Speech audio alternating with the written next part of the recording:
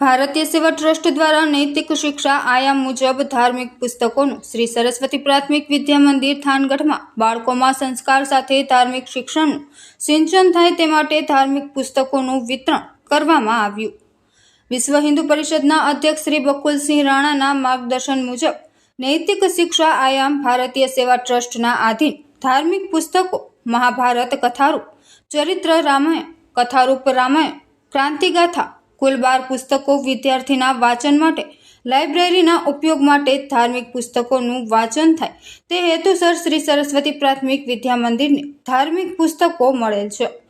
તે બદલ ભારતીય સેવા ટ્રસ્ટ નૈતિક શિક્ષા આયામ વિશ્વ હિન્દુ પરિષદ થાનગઢ અધ્યક્ષ શ્રી બકુલસિંહ રાણાનો, પ્રધાનાચાર્ય શ્રી હસમુખ ગુરુજી, સહપ્રધાનાચાર્ય શ્રી રાજેન્દ્ર ગુરુજી તેમજ શ્રી સરસ્વતી પ્રાથમિક વિદ્યા મંદિર પરિવાર થાનગઢ દ્વારા ખુશી સહ આભાર વ્યક્ત કર્યો હતો।